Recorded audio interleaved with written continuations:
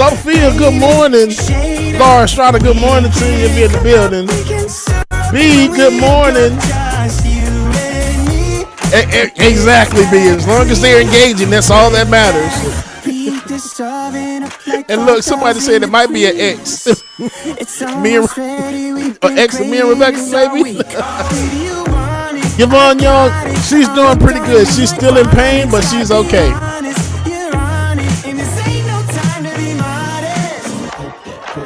Mara Sharice, good morning.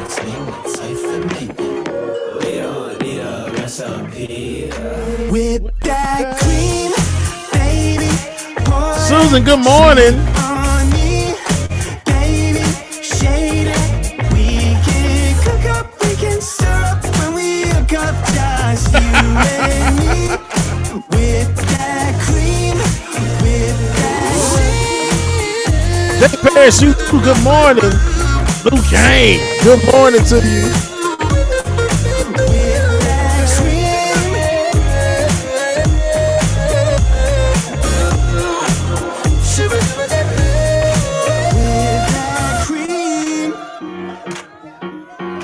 Sweet on me. We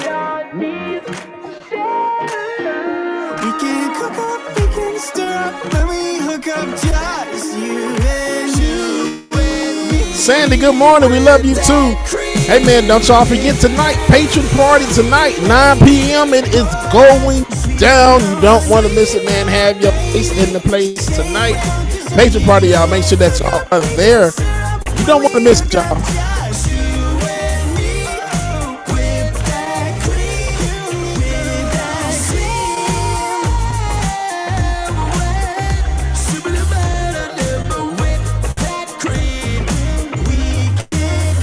Good morning, Mom and Daddy. Good morning. Pennsylvania. It sounds like Transylvania. Y'all welcome back to the screen, y'all. Tunde, roll that intro. My brother from another mother. Benjamin Dixon, y'all. Good morning, everybody.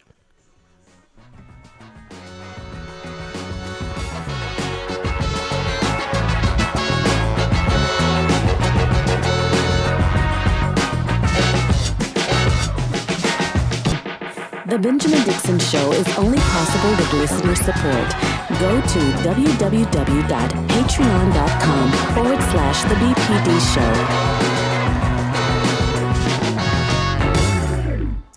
Welcome back, everybody. It is Friday, November 12th, 2021. I am Benjamin Dixon, joined, as always, by my brother from another mother, DJ Exclusive, on the ones and twos. DJ Exclusive, you look like an old school DJ with those headphones this morning. How you doing, man? Man, I'm all right. These things is hot. And we're also joined by box in your ears. Man, what? I guarantee you by the end of the show, when I pull these off, sweat is just gonna pour down like a rainfall. Okay. Hey, Pastor Galloway, sweat like drops of blood, right? Take them down to oh man, that's as far as my theology kind of my memory goes. I can't go deep as I used to. Thank you. That's where it was. We were going to take them to the garden of the Gethsemane. That's where we were going to take them. And who else could take us there better than Pastor Anthony Galloway joining us again for this segment, brother? Thanks so much for hanging out with us. No problem. Before and Pastor Galloway, before we get started, you know, I'm a man that realizes and notices a lot of things, and I don't know if maybe my Zoom just froze up, but I swear that thing say Pascal Robert, and I'm like, that's not Pascal. Man, let me tell you something. Baba Tunde, I can hear Baba Tunde in the background cussing. Y'all know I call out everything. Yo, man, come on. Baba Tunde said, listen, in all fairness to everything that could go wrong technically went wrong this morning, right before the ship was about to take off. So we've been flying the ship as we've been repairing it, and we've been in the very capable hands of none other than our brother Baba Tunde. So shout out to you, brother. And also we have in the midst of all this, we actually have our guest that I want to bring into the conversation. A conversation, to be quite honest, I've been trying to have on our show for some time, but because of scheduling conflicts with my friend Andrew Padilla, we weren't able to bring him or to have this conversation. But I want to bring on Carlos Berríos Polanco, who's joining us to discuss his work around Puerto Rico. And this morning, we are going to talk the situation about the power grid, the debt, the privatization of the electrical grid, and the ongoing protests, and honestly, all but crisis that's going on in Puerto Rico. Thank you for joining us this morning. How are you? Hi, happy to be here. How's everyone doing? Doing great, man. Pleasure having you. Help the people. Like we have a couple of clips that can contextualize the conversation, but could you just kind of help us to understand what's going on in Puerto Rico with the privatization or the partial privatization of the grid, and the protests that are coming into reaction? So Puerto Rico's electrical grid, the transmission and the distribution of the grid was privatized earlier this year, starting on June 1st. And since then, we've seen several increases in power with a marked decrease in the quality of the service we're getting. And as far as the protests go, there's been a mix of protests against the company that privatized the electrical grid and also against the Financial Oversight and Management Board, which is trying to pass a debt restructuring plan currently. So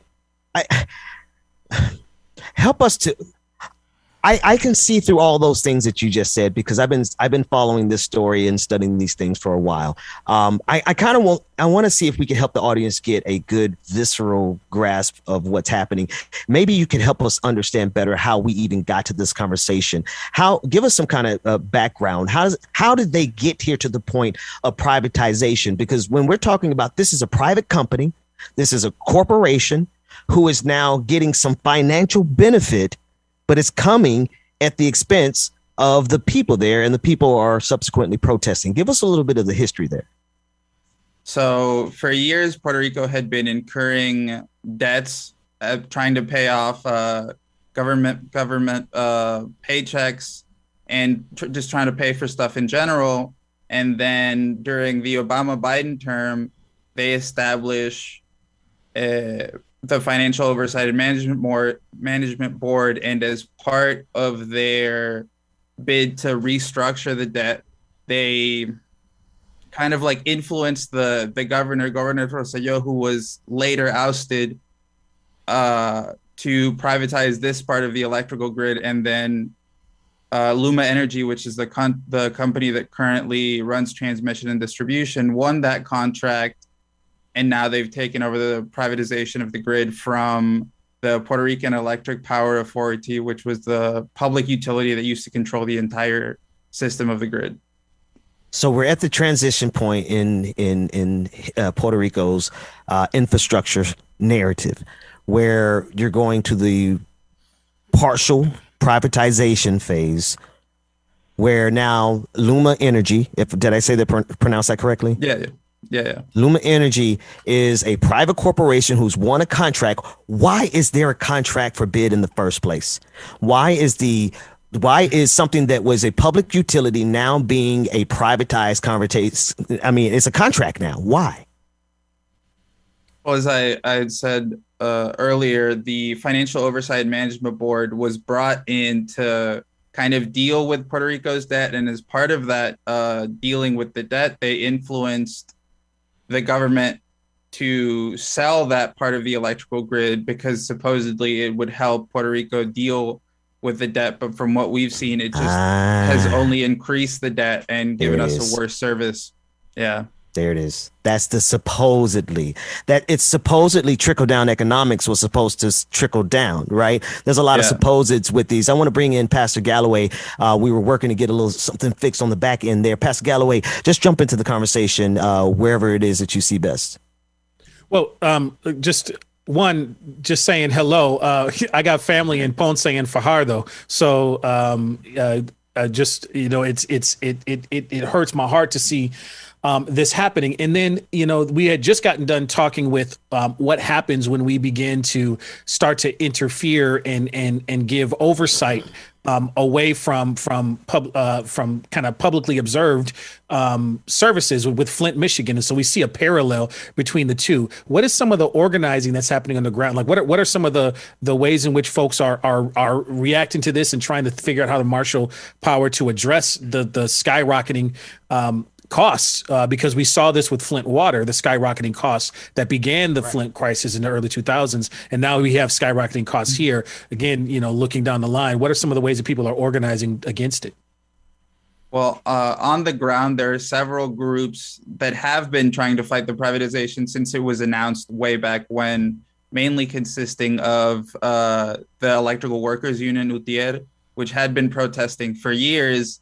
And on the day of when the transmission and distribution kind of got shifted to Luma, they did several protests at storage centers for equipment where they didn't let Luma pass until they were kind of forced to leave. And now some UTIER workers are working for Luma. Some have been distributed to other places. Others have sadly lost their jobs. But on the ground, there has been, I want to say, at least one protest every week against Luma, against the Financial Oversight Board, trying to urge the government to cancel its contract with Luma. Man, this story really goes.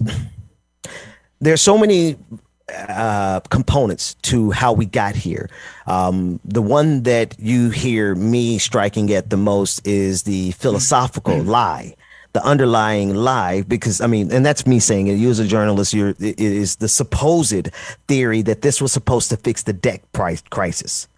Now, Anthony, I think you'll probably, be with me as we question why that there's a debt crisis in the first place and the connection to colonial, all those problems. But I just kind of want to harp on the many lies that are told to us that we observe as fact. But when we get the data, it shows the exact opposite, because help me to understand, did Luma do a good job at bringing down the debt crisis there in Puerto Rico?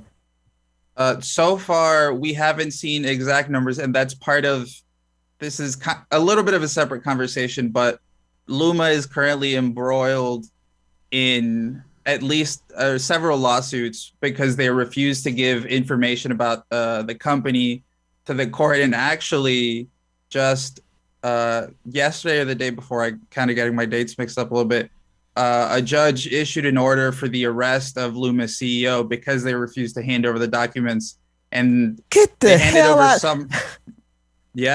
So today's Thursday, Tuesday, I want to say, although I should, yesterday or the day before, they issued an order for arrest at about 9 a.m.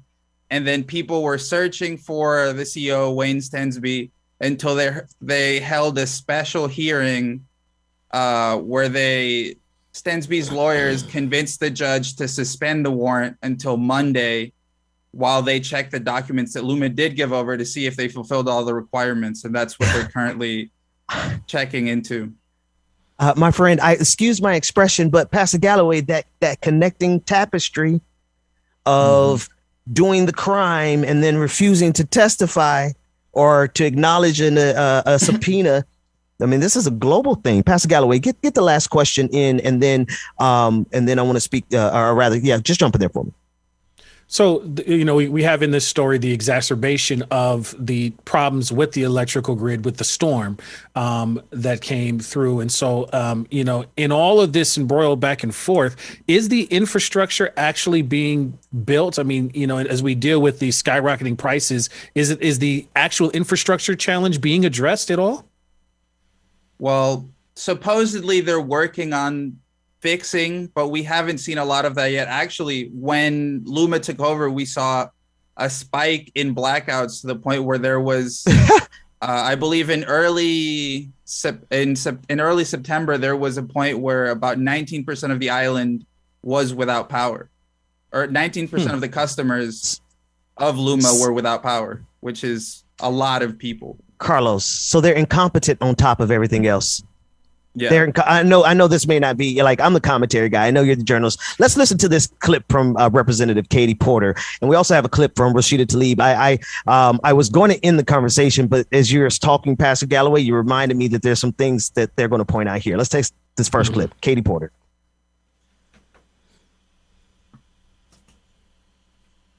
one of the places most affected by extreme weather over the past 2 decades, and that is Puerto Rico.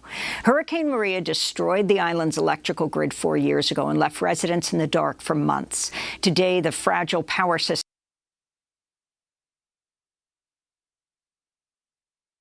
How many blackouts have been reported since LUMA took over on June 1? The system has a very large number of outages, Congresswoman, both Can you before and even after. count them? Is it so big you can't even keep track of them all?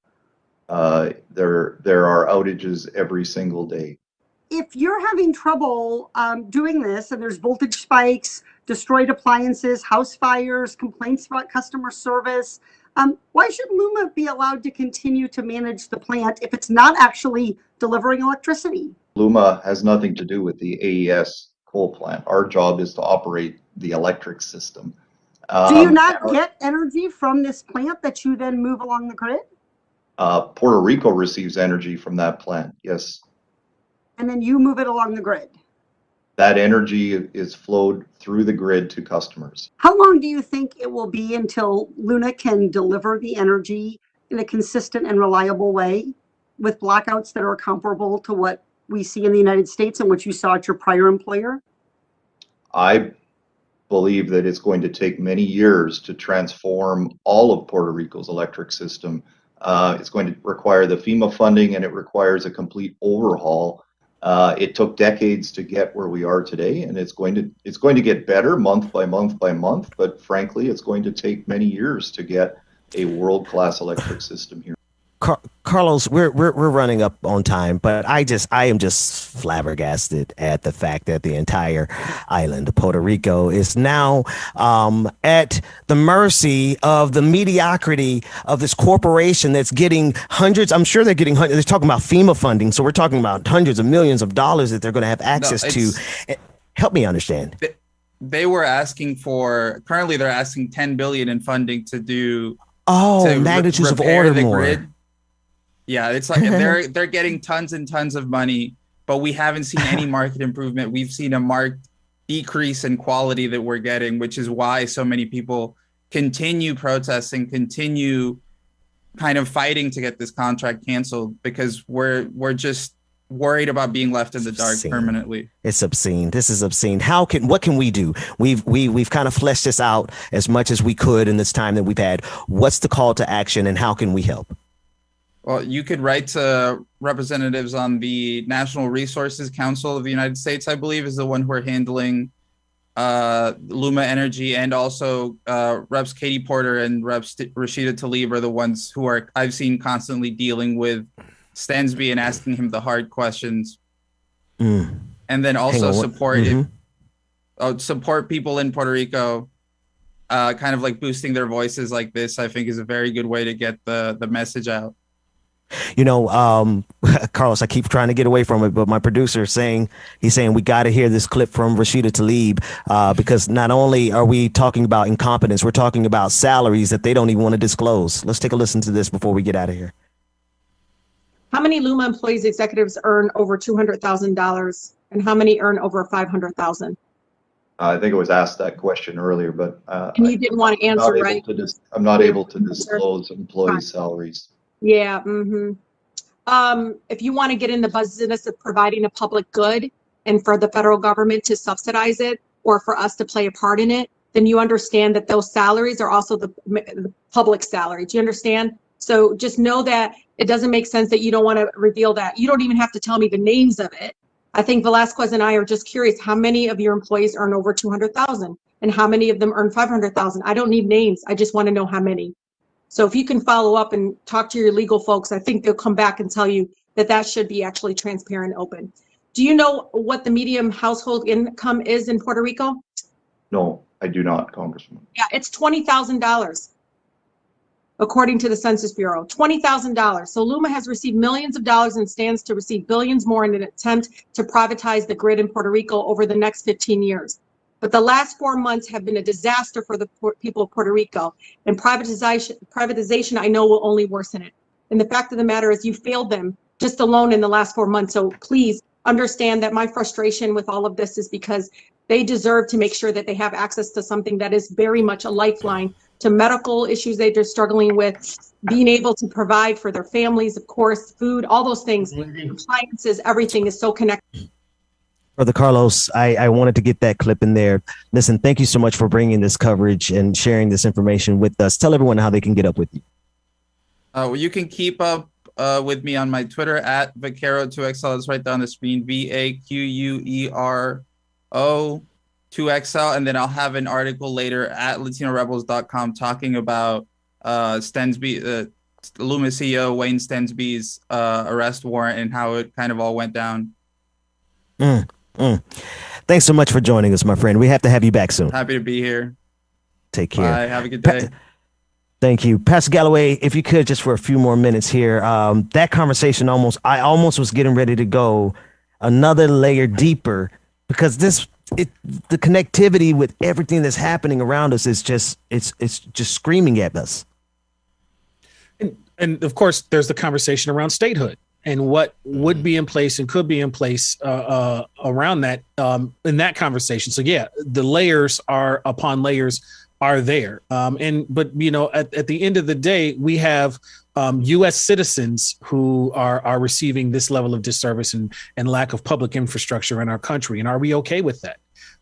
This is one of the questions, and it's not just a question for Puerto Rico. It's a question for many different areas. My family in Hinton, West Virginia, and Appalachia, we've got places all across our country where folks, regardless of political party, regardless of race, are dealing with poor infrastructure. You know, and will this new infrastructure bill be something that can be used to address the U.S. citizens not having access to power in Puerto Rico? So there's a lot of layers here. And then James, look, man, if we talking about power grids and getting some electricity up after the storms, man, I know some brothers.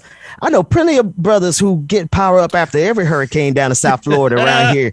These white boys out here taking a whole island, taking in. Man, I think we might need to get into a new business, brother. You terrible. I'm good. You said you're not gonna climb. You ain't climbing up on no. You ain't climbing up on no post. Nothing with no static shock in it. I'm good. No, not us. But not us. But man, I know some of these country boys, man. Some of these country boys out here that would get this work done. And ain't no power grid going out because of no hurricane. And it's the incompetence of it. It's the fact that these guys have more power outages every day. It's a level of incompetence that we would not allow in anywhere, but yet they are awarded a contract to the tune of what they said, upwards of 10 billion if they get what they're asking. It's like, my God. Pastor Galloway, with the few minutes that we have left, I want to shift gears to that story that we were talking about from first. So it has some overlap from 1 Samuel. It's our daily dose of misinformation. And in this particular clip, it's discussing the church's role in picking political leaders. But obviously the argument is going to be like, what church and what type of political leader? Let's take a listen into this clip. This is insane. This is beyond insane at this point. These people need to be arrested. I mean, for violating the Constitution so blatantly. And I think that the parents of this country, I think they should just say enough and go literally sit at the school.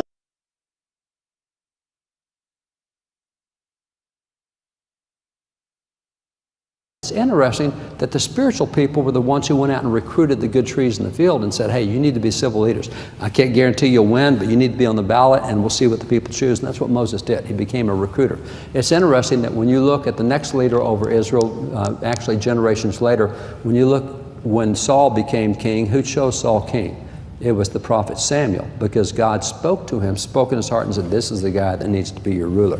See, it wasn't the people with secular thinking that said, that's your ruler. It was a spiritual leader who could discern the hearts and could hear from God and say, hey, this is what we need. Pastor Galloway, here's the thing. One, this is if I'm not mistaken, this is a politician, right? David. And, but just do what you do. So, and again, my goal here is to complicate it because these need to be taken in context. You can't just kind of pluck and choose, right? We forget that earlier on in 1 Samuel in chapter 8, Samuel goes to God and is like, yo, they want a king and they rebuking me. They're rebuking my guidance and stuff like that. And I'm connecting with you. And God turns around and tells Samuel, he says, listen, the voice of the people and all that they say to you, for they have not rejected you, but they have rejected me from being king over them. So if we want to have a fuller story, this story begins with Samuel talking to God and God coming about and saying, "A king. This is what a king means for you. If you want to go down that route, then these are all the consequences." So what you're saying is his exegesis is incomplete. He's proof texting here. He's just picking and plucking a particular text that benefits him. And that's the challenge, right? That's the challenge for folks who are really going to dive into scriptures. Is you can't just pull out one that serves your own purpose and ignore the others. We have to sit in that tension. And the tension here is going to have us sit back and go, and there are consequences for going into the type of leadership that doesn't have God as sole lead. And this is within this religious context, right? This is different for somebody with a different religious context. So we're really just talking about Christian space here. And so to use and say that, is one thing. Now, the point that he's trying to pull out of there, and there's other scriptures that I actually think would prove his point a little bit better if he wanted to go that route. The overarching idea in the selection, right? The idea is that it should be Christian folks, right, that select the leaders, is inherently problematic for a whole lot of different reasons. And this idea that it's not, that there isn't secular selection of powerful leaders. The will of the people had been taken into account. The will of the people was taken into account even going and acknowledging kings in the first place. So this idea that there's only one group of folks that are best suited to make these selections, it raises some other questions that should be problematic for folks as well. Again, just to complicate it, because we're supposed to what? Chew on this wisdom, because wisdom is more precious than rubies, if you're going to take our wisdom books into account. So let's be careful how we pick and choose, what backs our arguments. Man, did our hearts not burn within as we traveled along the way? It's been a good morning, man. Pastor Galloway, Fridays with you are always enriching. Tell the people how they can get up with you and support whatever it is you have going on right now. You can definitely go to St. Mark AME Church, Duluth, Minnesota, and support there, where we have regular conversations trying to put some fat on our heads, and go in the wisdom states, but also put Georgia Ford. Go to georgiaford.com and support the work of this independent journalist. She is doing amazing work, and we are coming up on the coverage of the Potter trial. This is the officer who shot Dante Wright, and that is going to be a prelude. That is going to be followed in short order by the trial of the other officers in the George Floyd killing. So there's a lot of work. Georgia's work is going to need your support to get some really good on the ground stories out. I see. We're going to have to compete to see who's going to be Georgia's biggest supporter. But today you got it. You don't want that. Yes. You don't want that smoke. I don't want that smoke. Well, let's see. I think that's a good smoke for us to have. You got home field advantage. I don't know, man. I might have to recruit her down here to Georgia. That's it, man. Hey, there it is, Georgia.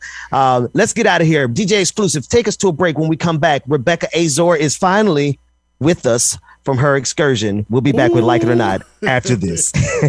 Hey, I'm messing. Yes, don't do sister like that. Good morning again, y'all. Y'all make sure y'all stay tuned. Like It or Not is starting our next y'all. Good morning, everybody. I'll put on a tight show. You sure you can handle? We be faster than Django.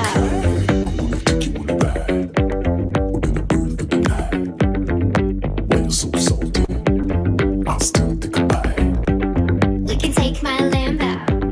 I'll put on a tight show. You sure you can handle? We be faster than Django. Can't stop, won't stop. Can't stop, won't stop. Can't stop, won't stop. Can't stop. Sylvia Jones, happy Friday to you as well. Can't stop, won't stop. Can't stop, won't stop. Can't stop.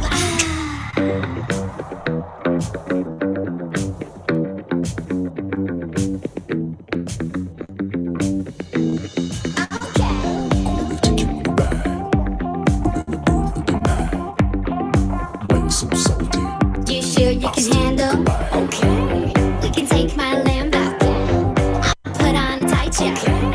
You sure you can handle? Right, B. I like this one too.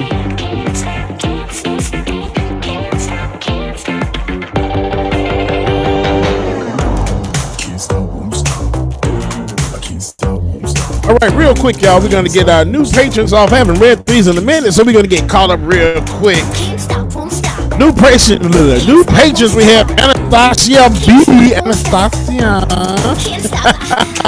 Impressa, and TL. New Twip subscribers. We have 7 in the car dragon. We get the subscription this Wayne. I said that wrong. And Tiger Katsune, what's going on, Tiger? Resubscribe and comment in 9 months. It's a whole baby. What up, Tiger? Other new Twitch subscribers, we have Chicken Fried Dragon, FM, Old School Hype, gifted 5 community subscriptions. I don't want to play that one again. That's what I want, right? Old School Hype gifted 5 community subscriptions. Old School Hype resubscribed, and they've been subscribed for 2 months already. Blue Daddy 2 resubscribed with Prime. Agnostic Sister gifted a subscription to Jamilton Kenner 1. Siscat, good morning, Siscat, gifted a community subscription. Postal Witch resubscribed. Steve Boys 007 resubscribed. Lime Green Skittles resubscribed 1 month. And Dr. B-Win rated with 22 viewers. Agnostic Sister cheered 100 bits. Hell Grunt Dragon cheered 1 bit. And Deco cheered 10 bits, y'all. If y'all have not already, patreon.com/likeitordnot. Patreon.com/likeitordnot. Become a member today. And we have a patron party tonight, 9 o'clock until. Make sure that you have your face in the place, y'all. Patron party tonight, 9 a.m. Y'all see me fumbling because I got like 1,000 voices in my head. So it's hard to talk and listen and do all that at the same time, okay? So good morning, everybody. Y'all stay tuned. Patron party tonight. Make sure that you are there. And we'll get it in.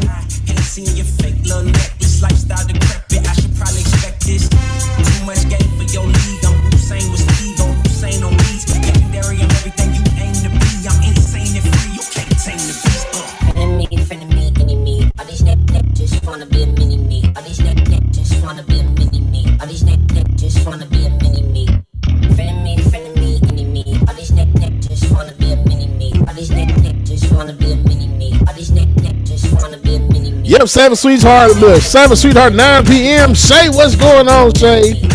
On and go. Good morning.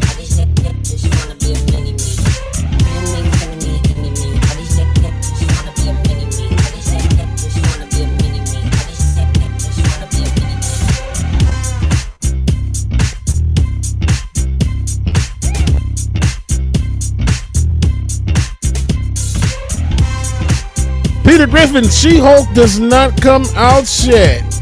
Is it? Does it? If it is, let me know so I can go ahead and jump my ass over there because I'm about to be watching Shang-Chi in a few minutes as soon as this is. So Shang-Chi all day today.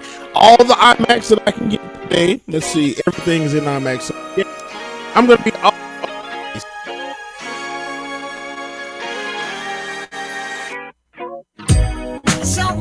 Y'all gotta understand, it's like 1,000 of y'all talking at one time. I can't hear a damn thing y'all saying. So unless y'all say Bubba, I don't know if y'all ready to go. I don't know what the hell y'all doing back there.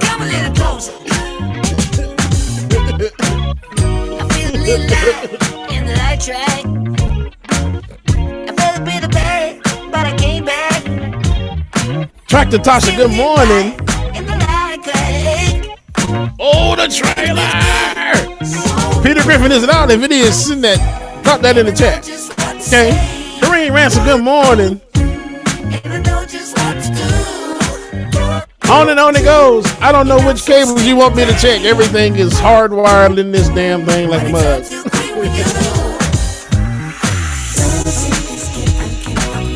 Sassy Jazzy, what's going on, sister?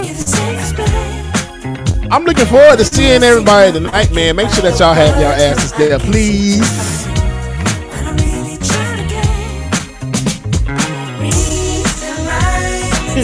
Reeling in. I know. Tyler Hackman, what's going on, Tyler?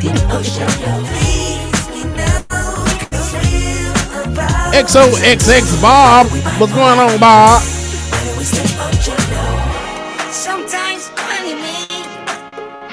Roll the dragon. That is a great damn idea. Man, that's kind of cool. I wonder if they could.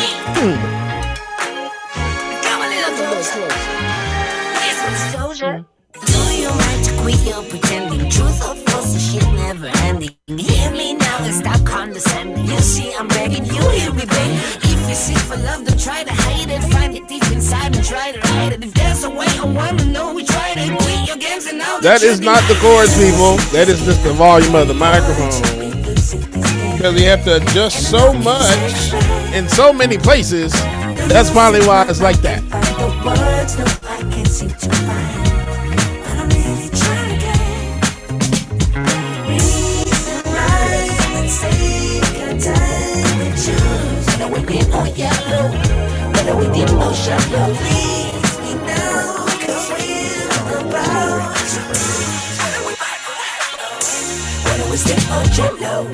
God damn it, it's not the microphone!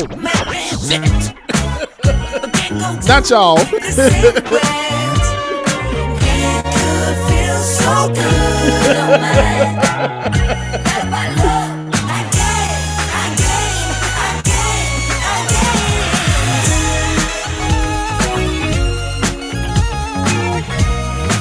Peter Griffin, they should be on both channels, so you'll see the patron party on both channels.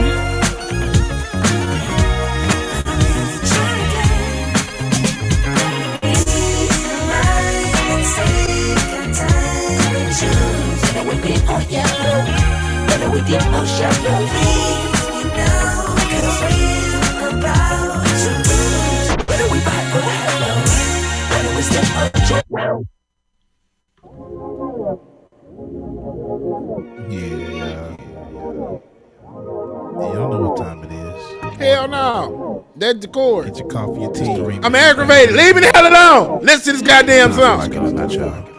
9 a.m. to 10:30, yeah. Like it or not is on your channel, yeah. Politics and culture is we change skin like we supposed to, yeah. Interviews and all the news, we get to choose what gets the views. Like it or not, with Queen Azor, it started. Lily, no, so not Lily.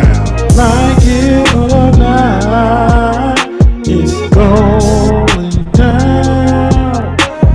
Like it or not, y'all stick around. Rebecca Azor is coming through. You know she got a good story for you. Oh, Benjamin, that's my dog. This is his show. KMZ is pouring hot wax on his chest. FYI, everybody. Bro, I am your DJ. DJ exclusive. Y'all know who I am. I stay dropping them jams. Like it or not, it's going down. Like it or not, y'all stick around. Oh, like it or not, it started now. Like it or not, it's about to go down. No, this what the f y'all get. Y'all should have goddamn been ready on time. Shit. Like It or Not with Benjamin Dixon starts now.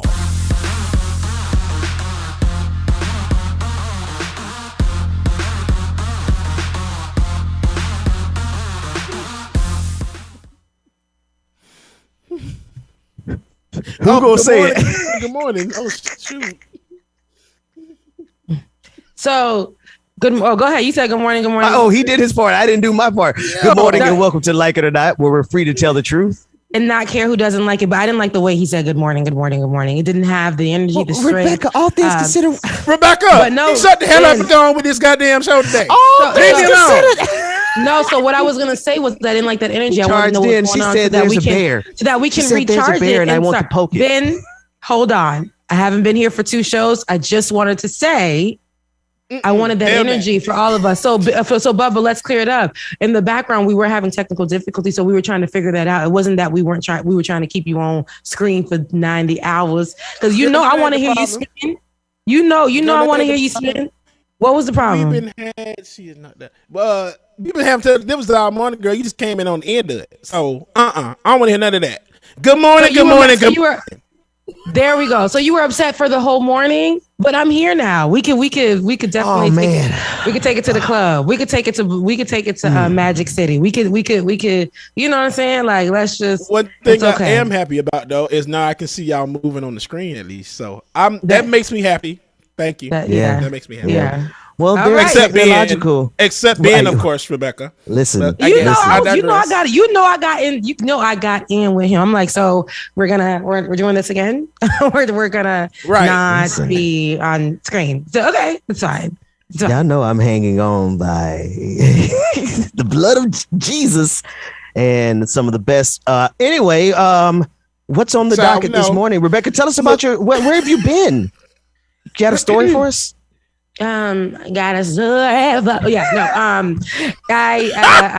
have been, it was crazy. So I was trying to work and get ready for this show on, was it Wednesday morning?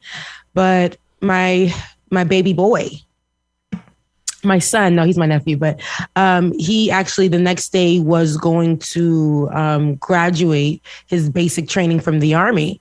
And he's never been away from home. And so we, he wanted his family to be there. And I missed when he even went to Oklahoma, Lawton, Oklahoma, where there's nothing there. Nothing there. That was an experience. They don't need any American flags. So you just step into Lawton, Oklahoma, and you feel like you're going to get a bullet to the head. That's what it feels like. That escalated quickly. No. But I can't lie. Oklahoma is beautiful. Like you're gonna say we get some Huskers, some corn, or something. She said get a bullet to the head. No. But the black men that I did, let me tell you this. But the black men that I did see over there, they fine. Child, that's the country, ain't it? Yeah, they fine. They fine. Rebecca, get you a farmer. They're beautiful men out there. We should. We should. Okay. But my nephew, he really. But how many of them are there? Like 3? All 3 of them was fine. And that's so fine. That's cool. But my nephew in their favor. My God, today. All right. My nephew was very excited to have us there. We surprised them, and because we are Haitian, here's the story. We pulled up to the damn Army base, child. Look, he told us an hour before it started because he knew, but he didn't know that all of us were there. So now we were staying in a little cottage because over there they have a lot of cottages. So it's like a 3-bedroom, but it's just like small. 1 bathroom. So it's like 95 Haitians packed into a home. And nothing new. But all of us in this damn home, and everybody's trying to do their eyebrows, do their lashes, make sure they dreads looking good. I'm like, excuse me. Y'all could have woke up earlier for this. But anyways, long story short, we pull up to the damn base. We're like the only other four Black families there, and everybody else is white, and they're all looking at us like, why are these people here? Because we coming out with high heels, we coming out with red lips, we coming out like, where is he? Is he over here? Just yelling. Then he sees us and he's like, yeah. What are they? What happened? They're all what? What color are they? They're white. So why are you saying like that? Because you know what I mean when I say white. Quite interesting. You're not only white, they're white. So, but he finally sees us, he's embarrassed, and then a commander that he doesn't even know because he sees us, a Black family being extra. That's my boy. That's mine. Mind you, graduation is over, so that time has came and gone, but we were doing it anyway. Please hold your applause till every name has been read. Oh, here you go. So since we missed that, we were like, "That's mine. That's mine. Yes, it is." Yeah, he has to make sure he doesn't smile. It's like they make him really cold. But Army sergeant that doesn't even know him goes, "Make sure you put your phone away now. Boy, I'm talking to you." My sister was like, "Who you talking to? Who I was like, we can't do that. We can't do that here. Oh my God, we can't. But I'm like, did he just call him boy? Excuse me. I was like, we was getting real crazy. But then we're like, calm down. He's like, Tati, please, like, you're embarrassing me. Like, stop. I'm like, okay, we're not gonna do that. But yeah, no, that triggered the same response in me over here. I was like, what?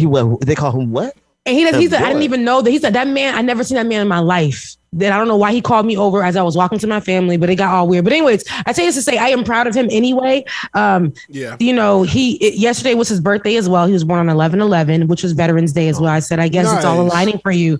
You're supposed to be a veteran. So here you are doing your thing. And I love you for it. And what's crazy is I don't like that, you know, he had to think about going in there because he wants to benefit. He wants the benefits for the rest of his life.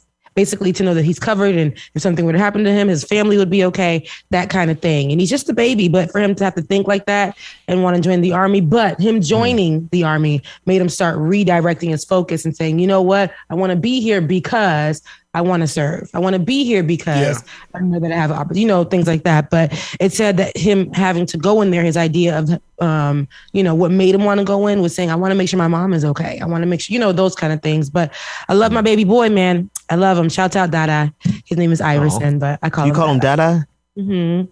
That's what we used to call my dad, Dada.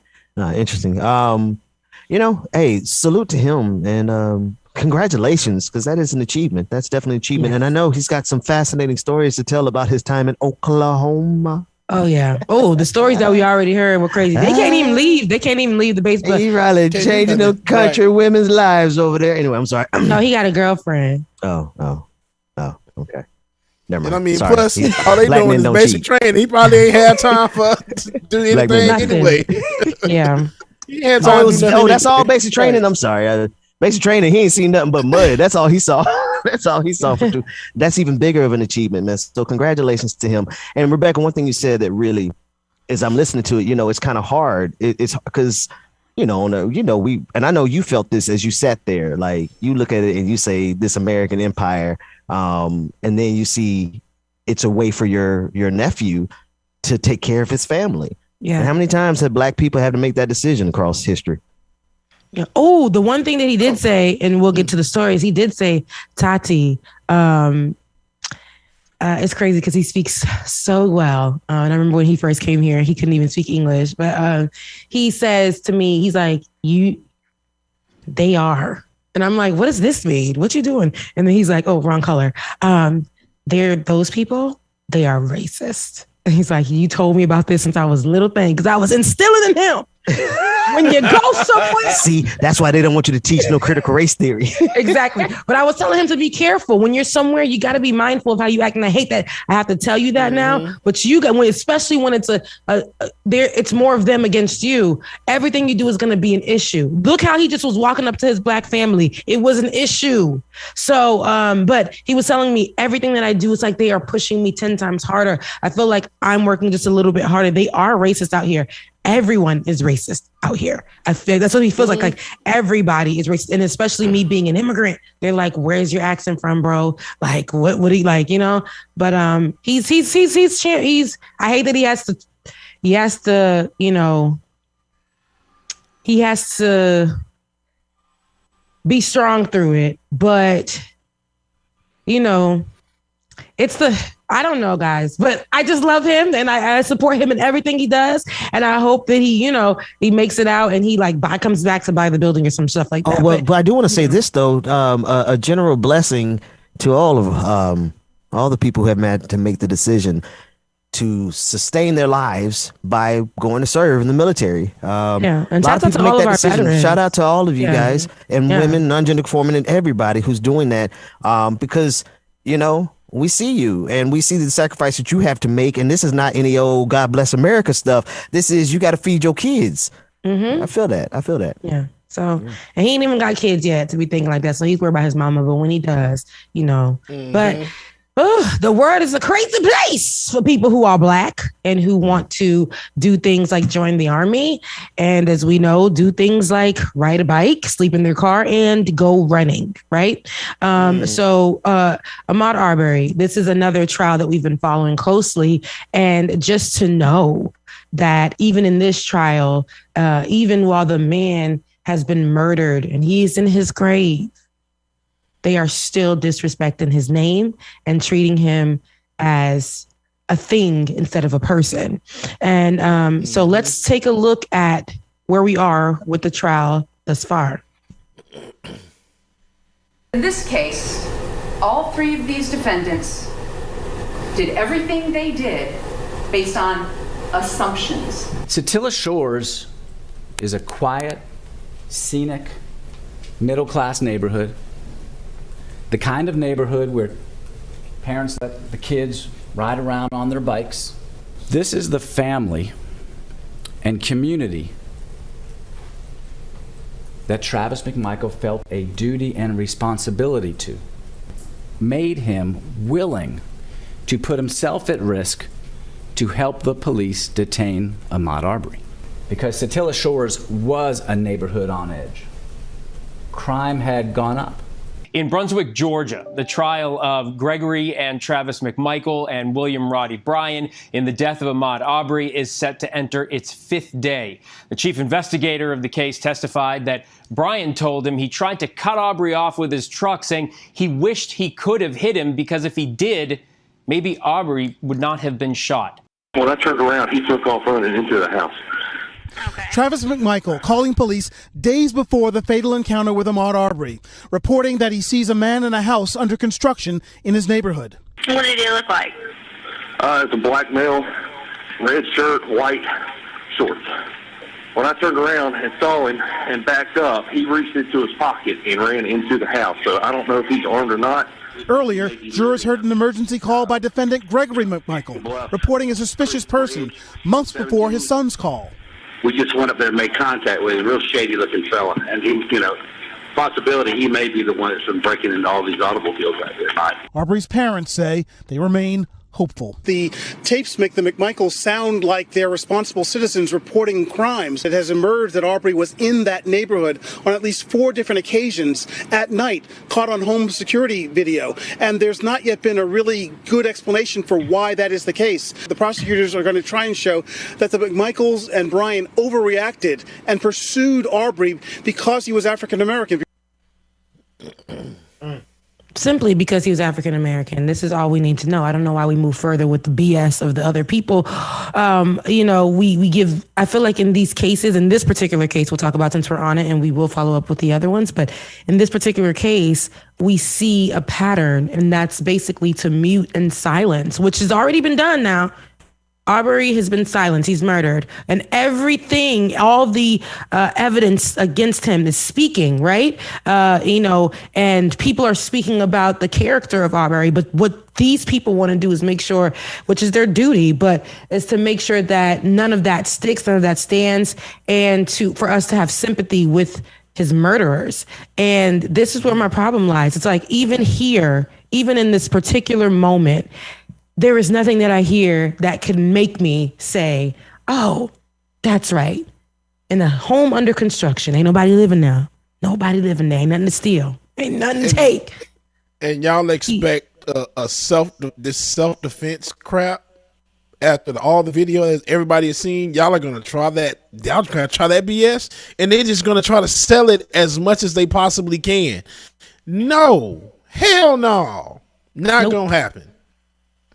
Or will it? And that's the problem. I hate that we look at it. Jesus. We know that it won't happen, right? And we know how can this happen? We see it right before our eyes. We see that somebody's life was taken. We're watching this on video as 2 men harass a jogger who happens to stop into a home under construction. Under construction. Is somebody living there? Is somebody under attack? Is there an alarm system? What he gonna steal a log? Like what are we doing here? Right. What's happening? What is such a threat here to you? PVC it's a Zimmerman. piping. Yeah, it's a Zimmerman moment all over again. It's people who are, abusing authority that nobody gave them. Like who told you to come around here and be a cop? Who told you to come around here and come in and save the community? Do you even know who your neighbors are? Did you even know that he was living somewhere in the area? Did you know that? If you're such about community, you would have known this. If that was your duty and job to go around and make sure every home is safe and make sure everyone is okay, you would have known that. It's because of the color of his skin. And that's the case. And they need to stick to it. But as we know, with these things, they got to make it over dramatic. They got to make sure that, it's less black and more white, because white is unbiased. The systemic way is unbiased. And we know that's drenched in white supremacy, right? Anywho, as we move forward with this case, even the defense, like I said, white is right. Anything black is a problem. So they didn't even want the idea of black pastors being brought into the courtroom. And the black pastor that they're referring to is Al Sharpton. Let's take a listen on what the defense had to say about that. My understanding, while I was cross-examining Investigator Lowry yesterday, is that the Right Reverend Al Sharpton managed to find his way into the back of the courtroom. I'm guessing he was somehow there at the invitation of the victim's family in this case. And I have nothing personally against Mr. Sharpton. My concern is that it's one thing for the family to be present. It's another thing to ask for the lawyers to be present. But if we're going to start a precedent, starting yesterday, we're going to bring high-profile members of the African-American community into the courtroom to sit with the family during the trial in the presence of the jury, I believe that's intimidating, and it's an attempt to pressure, could be consciously or unconsciously, an attempt to pressure or influence the jury. To my knowledge, Reverend Al Sharpton has no church in Blaine County, never has. Hasn't been here since Elaine Brown ran for mayor, to my knowledge. The idea that we're going to be serially bringing these people in to sit with the victim's family one after another, obviously there's only so many pastors they can have. And if their pastor's Al Sharpton right now, that's fine, but then that's it. We don't want any more black pastors coming in here, or other, Jesse Jackson, whoever was in here earlier this week, sitting with the victim's family, trying to influence a jury in this case. I think the court can understand my concern about bringing people in who really don't have any ties to this case other than political interests. This old frumpy looking redneck half-baked, he really went all the way back to A Time to Kill. He went full 1950s black and white races. We don't want no more of these type of folks coming in, these black pastors. Black pastors. Black pastors. Black these pastors. Folks, and he said, he generalized, he said, Jesse Jackson. I couldn't tell if it was Al Sharpton or Jesse Jackson. He was colored is all I could tell you. Listen, that's exactly what he said, Ben. Look, and it made us all cringe, because we're like, did he really just say that? Yes, he did. It made everybody cringe. Not only did us, she jumped out of her white skin. All I saw was skeleton right there. This ma'am she said, am I hearing this right? This is embarrassing. Did he just say that? Wow. Oh yeah, she was embarrassed. Let me get it together. She was embarrassed as hell. She said, I'm about to be famous. She said, and not for the right reasons, but she's like, here I am next to this man. I work with this. And these are the moments that I be saying, like, this is the time, baby. If something is shooting up in your bones to say, see, I can't stand for that. I'm not doing this with you. We're not doing that. I need those moments, right? That's how I know you a real one. But to hear the ridiculous, right? You see how ridiculous this man sounds? Absolutely not. For you to say that this is going to make the case shift somewhere because we got the presence of black pastors. And then he said, if it's your pastor, it has to be you can't have more than one pastor. If you go into the church, you shouldn't be church hopping. Right? You shouldn't be church hopping. Mm-hmm. It got to be one pastor. And I don't even know what kind of black that pastor is. One got a perm, one got a ponytail or not. One is, I don't really know, but they all black. Jesus. We don't need black, but what we can do is have other religious leaders undercover here that may be, they're white, and that's all right, because we need the white Jesus presence, but we cannot have that black, nothing black in this particular case. We don't want any of it. We don't want or need any of it. That doesn't, and he's saying that blatantly. Why are we not why is this a thing? Ben, Bubba, why is this a thing? I need answers. Oh no, it pisses me off though. It's real talk, because it's It's stupid. And you got people in the chat talking about if Ahmaud Arbery would have stayed out of somebody's house, still be alive. Man, look, I don't play that shit around here, bro. That's dead ass real. No, I'm trying not to cuss, but being I know your mama people but I don't give a damn. Purpose. They there on purpose. Look, man, don't worry about y'all not gonna disrespect anything black around here, and that's effing real. That's right. That's right. If that's right, bro, pull up East Point, Georgia. If I need to get an address, pull the hell up on me. We're not even don't get the address. Don't get the address. I need Bubba to be the address. Don't get the address. No, but no, I feel you on that. It is frustrating though, Ben. It's like those trolls in our comment section are the same ones who are having the conversations or who are owning these conversations. Those trolls but are I the ones. I get joy out of the fact that their lives are so miserable. They have to come to our comment section to find fulfillment. But they're the ones that mirror this defense attorney here. Yes. They literally, that's what it's so sad that this is our representation.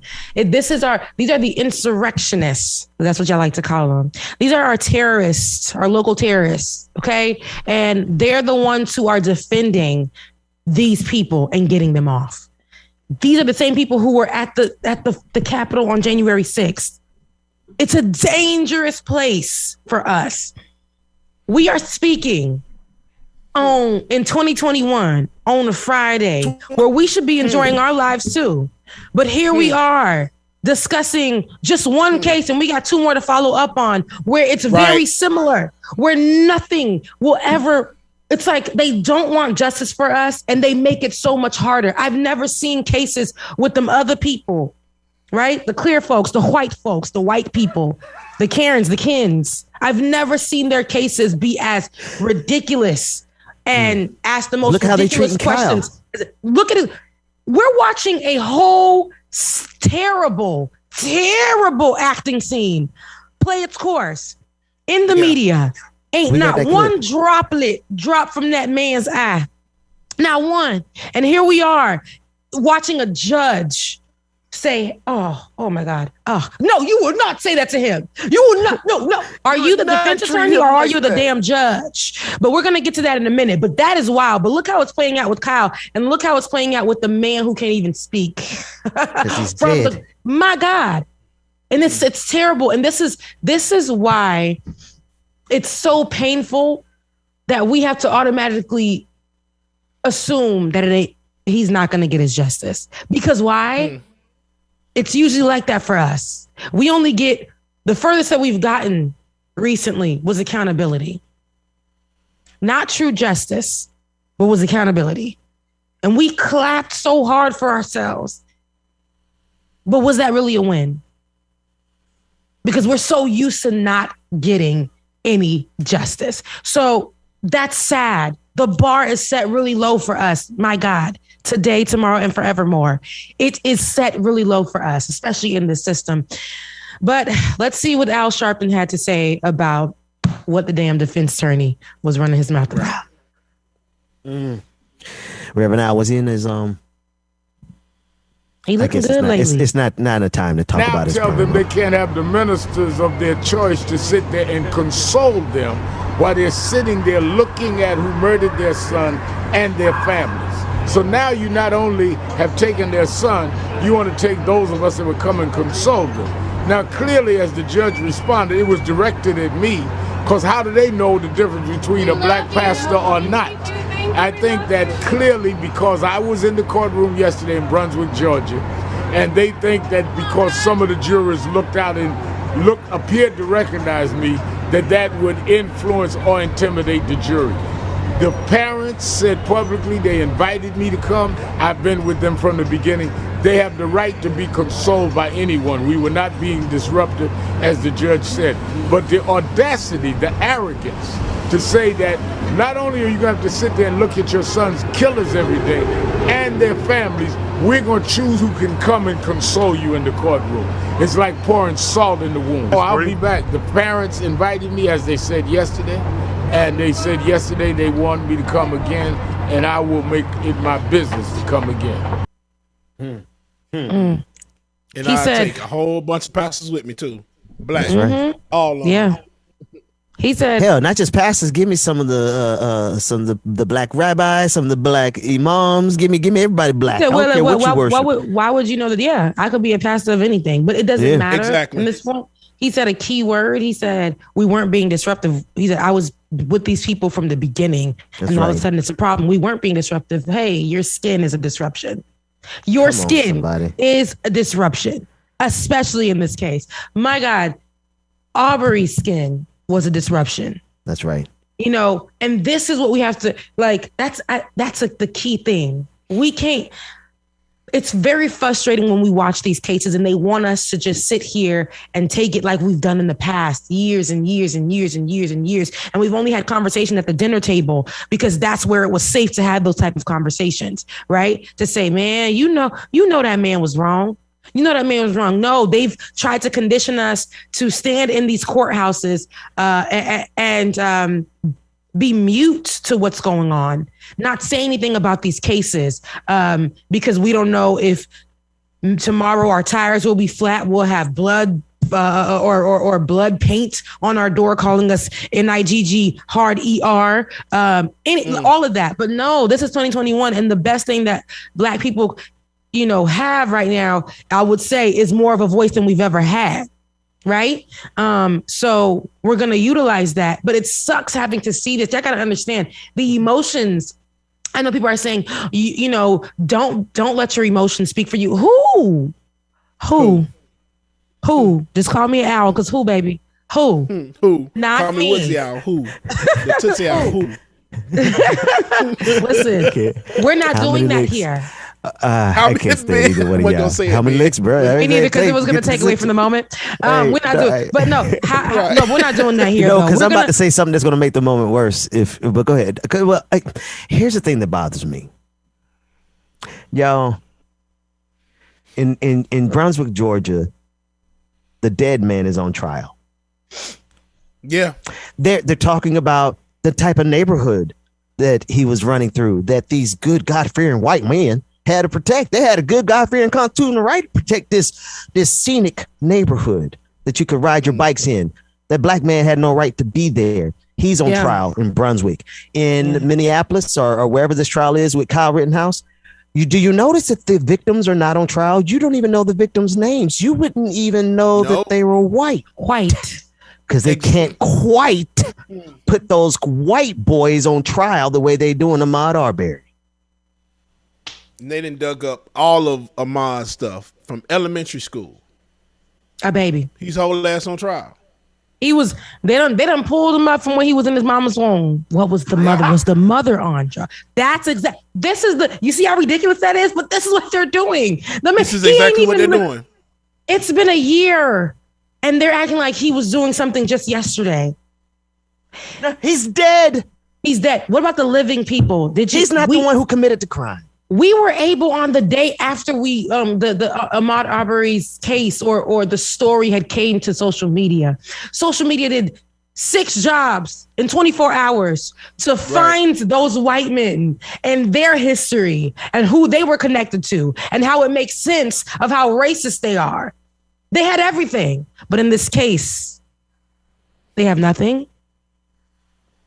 And this is my problem. This is my problem, guys. As we move forward, Ben, you were talking about how in the Rittenhouse case, it's a totally different thing. The dead man is on trial in Arbery's case. And here we don't even know the names of the victims because they're white. And because they're white. And I say that because they're white, so there was nothing. They don't want to make it too aggressive. They did not deserve to die, y'all. They didn't deserve to die. They were fighting, for justice as well for Black folks. That's right. They were there, but because they're white, they don't want to make them. Also, them in their grave, they're not going to make them, more aggressive. They're not. They're not used to doing that. They don't have the standard operating procedure of making you afraid of white people the way they have the standard operating procedure. But what is the focus here? But what is the focus here? I wish that they would have give them victims a name. I do, because they deserve to be known. That's right. But in this sense, they don't want to make them seem like, these, they were a part of this whole, Klan thing that was happening, this Black Klan out there, Black Power thing. They want to make sure they keep that under wraps. And also they want to focus on what? what people were rallying about that day when Kyle showed up.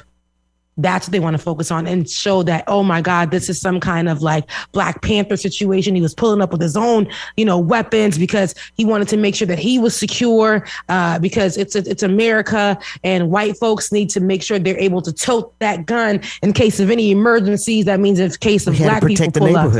We got him to protect the neighborhood. And yes, he did. But the thing is, he was taking pictures with folks. And when remember, he was on the streets a little after he was taking them. And all these pictures with people that he was taking, remember? Smiling it up in the streets. He wasn't crying then. He was not crying then. He was a celebrity. Much like Zimmerman, remember? And when we see this unfolding, you guys are telling me, or you guys, I'm talking about social media. I'm reading and there all these people. It's so easy for white people to be like, well, do you hear what the news said? Yes, I heard what the news said. I did. But there's a lot of information that is missing here, which is having Kyle Rittenhouse look like a little boy. Remember how they wanted to frame him as a child when he did it? Yep. Remember that? And what I saw was a man sitting there with no tears in his eyes.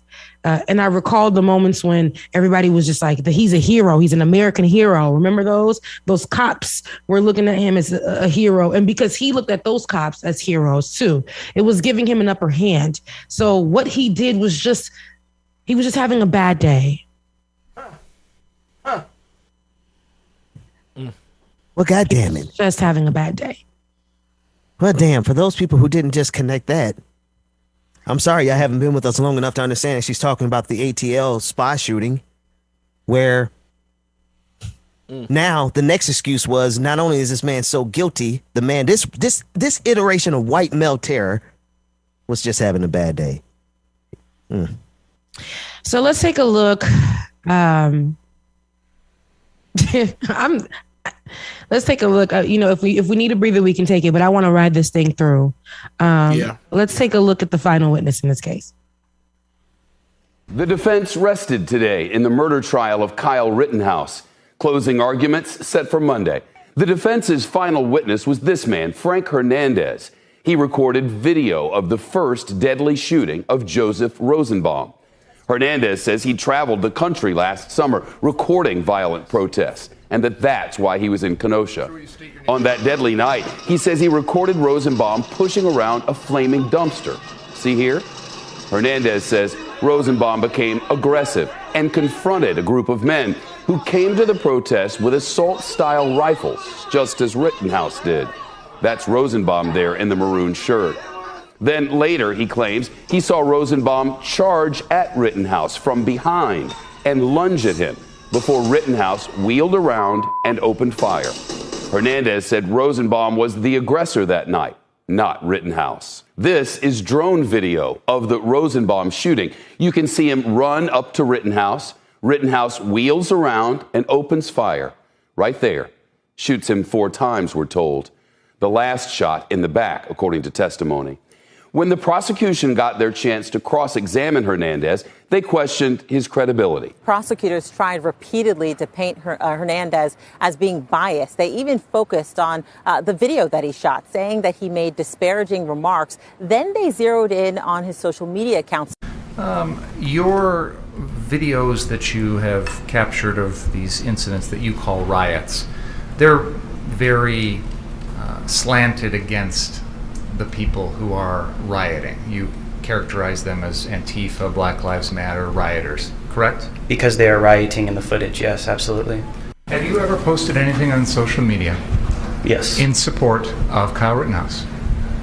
One could argue yes.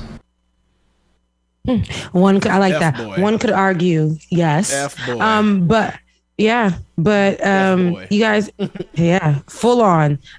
It's funny. It's funny because it's not funny, but it's interesting that, the video shows, they're going to show that part of the video where it looks like it's self-defense. Amen. Mm-hmm. And so that tied with the witness saying that he follows violent protest. So it's going to tie into also Rittenhouse saying that he wanted to go save the community. All that ties in with each other, which could possibly let this little murderer back on the streets for free. We see what happened with Zimmerman for free. And this sucks because this video is what's going to be shown so much. The conversation, as soon as this video came out, social media was up in arms.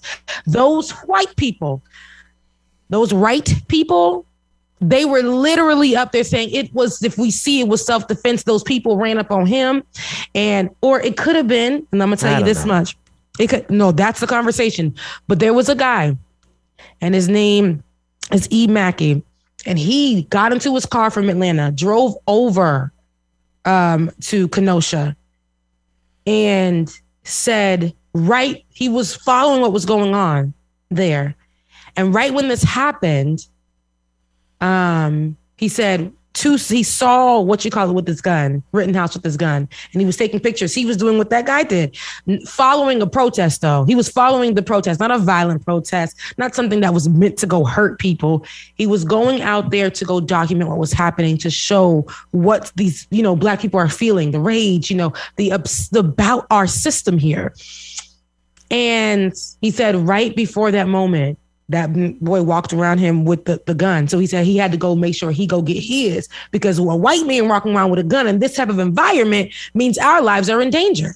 So of course, I believe that those Black people saw that white man with the gun and wanted to go stop him because they knew what could happen. Well, what do we see lately, guys? White men with gun. They're the ones, the leaders of mass shooters out here in America. Can I just point out something really critical here? Rest in power to that young soul, that warrior right there. That man ain't have no gun. Kyle, are you such a cuck? Are you such a cowardly little cuck that you had to gun down that small man, because he looked about my height. You gunned down that small man who was chasing you, but you had the gun. He did not. You poor little cowardly little cuck. Shame. So white supremacy is kind of pathetic, if you ask me. It is pathetic. Not kind of. Man, that thing is pathetic as hell. But for some reason, we know it's always going to win here. It's always going to win here. I can't wait to see, and I pray that it's in my lifetime. Can't win without the system being rigged. No, yo, when I tell you, look, we must be doing some shit right today, because when I tell y'all they is in here today, they is in here. On what time is it? Let's take it to the after party. The key word. You know what? No. We're gonna keep it. No, let's. No, we're gonna keep it live. You make the call. We're gonna keep it live. Because if I get to cussing, y'all know I'll be now. It'll turn into a whole Bernie Mac episode in here. It's all right. I'm just gonna let Tunde know. It's already too late for that. I already did that. Yeah, it's okay. We'll keep it live because there's one more story I want to cover who has gone under the radar. And I told you I want to follow this thing all the way through. Flesh it out, because it's one thing that we're showing here. Black people don't get justice. Now, not only do Black people not get justice, the Black woman, her story will go unnoticed. It will be the biggest thing. Breonna Taylor was the biggest thing, my God, today, along with George Floyd. Nothing. Everybody knows Daniel Cameron because of that case. Nothing. But the updates on Breonna Taylor, the cop, is appealing to get his job back. After, this is the cop, one of his bullets don't win her body, is now appealing to get his job back. Now, remember, we were fighting for justice for Breonna Taylor. My God, I am so sorry that you are not here today, Breonna Taylor. I am so sorry that it seems like we've stopped fighting, Breonna. I am so sorry. But Jesus, like that pains me. That just puts some kind of pain in me that's just unspeakable. I hate that. But the former detective, Miles Cosgrove, remember we were saying their names? We were even saying the cop's name so much. Miles Cosgrove, who shot a Taylor, he's now fighting and appealing to get his job back. Let's take a look. One of the Louisville Metro Police Department officers involved in the killing of Breonna Taylor is fighting to get his job back. Detective Miles Cosgrove and his attorney began an appeal Tuesday with the Louisville Metro Police Merit Board. And according to local news station WFPL, the board can either uphold the original termination passed down in January or overturn the ruling and issue new punishment. WFPL also says that an FBI ballistics report shows 2 of Cosgrove's rounds struck and killed Taylor in March of 2020.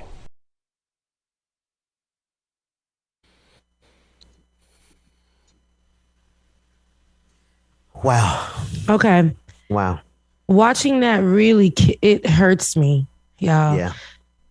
It really hurts me because, you know, Black people already get nothing. We don't get the short end of the stick. We don't get the long end. We get nothing. Nothing. Nothing. Not a thing. We get nothing in this country. We get nothing in this country. And if you don't like when I, this is my disclaimer. If y'all don't like it when I speak about the disparities, us lacking and not getting anything in this country and having to fight for stuff and, you know, all that stuff, please remove yourself from the channel because I'm gonna go hard. We get nothing. We get nothing. White folks, white Latinos, all, you know, Asians may get just a little bit at the bottom piece. Hispanics may get a little something. Black folks get nothing, even if your lineage, like you say, Ben, goes way beyond those of many white people in this country. Damn near all of them. Mm-hmm. We get most white people in this country have only been here for 3 generations. I can go back 6. Mm-hmm. We get nothing. And to know that when a Black man is killed, we're finally being able to say something and at least get some media coverage over it. When a Black woman is killed, I'm talking about we had everything. Breonna Taylor was the face of Oprah's magazine. She was painted on the ground. Breonna Taylor was right up there. We were making sure we fought for both Breonna Taylor and George Floyd just as hard. But Breonna Taylor seemed to slip out of nothing was said anymore. Nothing. The case was still in motion, but nothing was said anymore. It's something about Black women going through the same thing. And it's like, nah, this is it. I hate that those cops are getting away with what they did. I hate that. Daniel Cameron, who could have said, done something, is at the forefront of what's happened. I hate that one of the leaders, and I'm forgetting his name, which I wanted to cover, who led the charge, is actually behind bars and looking at so much time just for leading the charge to get Breonna Taylor justice. He's going to possibly spend time in jail for fighting for justice, and the cops who killed Breonna trying to get their job back. Justice in America is what they could justify. And so long as they could justify killing us, that's what they call justice. I don't know how to feel about this because it's like the cop is saying, yeah, I done shot somebody. Okay. And it was big news and all that stuff, but I'm trying to be a cop again. Put me back in. Tap me in, coach, so I can go do this again, so I could possibly do this again. I got blood on my hands. That ain't nothing. It was a Black person. It was a Black woman at that. You know? Yeah. So let's put me back in, coach. Put me back in, coach.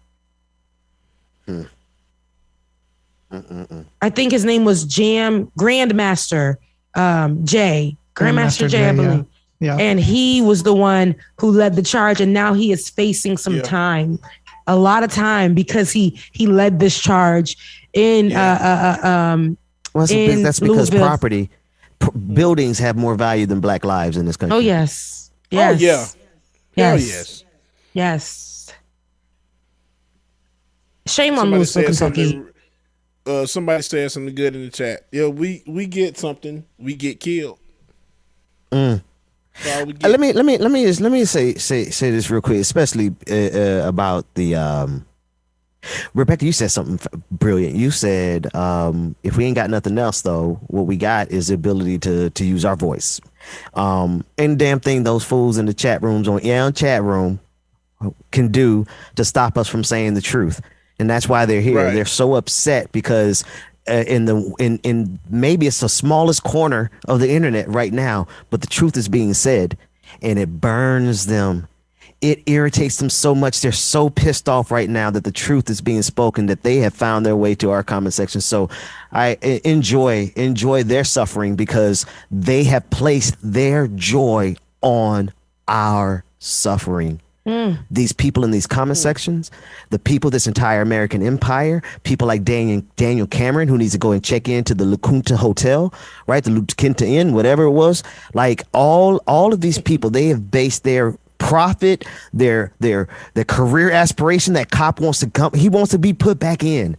You're right, because he got to do it again. And it's all based on what they can get away with. If they can get away with killing us, well, they're more than happy to try. Yeah. Yeah. And they'll take away the life of somebody. Listen, they took her life away. This is in my best friend. She lives in Louisville, Kentucky. So don't kill me for pronouncing it this way. But in Louisville, Kentucky, the leader, and who we're just speaking, Grandmaster Jay, he was indicted and charged with standing on a rooftop, because remember at that time they were all protecting homes. They were protected at the time in Louisville, Kentucky. They were pulling up at Daniel Cameron's house, sitting out there like, we're gonna stay out here until you come out and do something. You know, remember they were they were protecting the people who were protesting. They were making sure that you're gonna protest, we'll walk around you guys because we're licensed to carry, you know. And so they were doing that. They were protecting them. They were letting their voices be heard without others like Kyle Rittenhouse's pulling up. They were making sure. Oh, Grandmaster Jay from the NFAC. Yes. The effing around crew. Yeah, I'm with you now. Okay. So he's on top of the roof out there, and he didn't know that he was pointing his guns at officers. They were undercover. They were, you remember, they were not, a lot of them were not dressed. They were pulling up snatching people off in the streets. disguise. Yeah, they were pulling up in disguise. Unlocked vehicles. Yes. And acting like they were a part of these marches. But no, yeah, those were the things that were going on. They were undercover cops in those moments. So anywho, he points them out, and then he never shot them. He never did anything. He just pointed them at them. And so now they're pressing that. They're saying because he pointed his gun at the feds and officers, he's facing about over 20 years, I think a maximum of 27 years for the federal charges in jail, 3 years in prison, and a maximum of 27 years for the federal charges. And this is why I say they want to make sure that they take away his whole life. They don't want this back on the streets. When we go back down to Fred Hampton and we see how they did him, even, what's her name? Was it Billie Holiday that we just watched the story of? We watched how even on her, and they did not want her to sing that song. So the feds got involved, and they made sure that, she, even on her dying day, that her last days would be remembered as her being a drug addict and somebody who was trying to cause mischief and cause separation, and had her legs on her dying days, her legs chained to the bed. This is what they do. This is his story. This is back in history. They done shot up Fred. They made sure they silenced him in front of his pregnant wife. Uh-huh. And then with the black woman, they wanted to remove her whole history for us to remember her as somebody who was a jazz singer, somebody who made a difference in her music. They belittled her as much as they can. And they didn't want us to know. And a lot of people, including me, didn't know that she was chained to a bed. Well, hell, I didn't know. And they want to say it's alleged. Nah. Grandmaster Jay, alleged. There's more. This man is going to potentially spend time in jail for inadvertently pointing his properly licensed weapon at undercover officers who were on the ground below. The absurdity of it. And this little cuck of a boy, of a man, Kyle Rittenhouse, probably won't be found guilty because he was too scared running from that short brother. Looked like he was my height. Rest in power, Brother Rosenbaum. And just because I don't want it to slip through the cracks, and I think it's worth mentioning, Drew Hernandez, that last witness we saw, not only is he a supposed journalist for Real America News, which is like an OAN or Newsmax type of outlet, but he was in the Capitol on January 6th. Of course you said it, Rebecca. You said it, and didn't you say he was after this clown testified on behalf of Kyle Rittenhouse? He went on Tucker last night. On Tucker.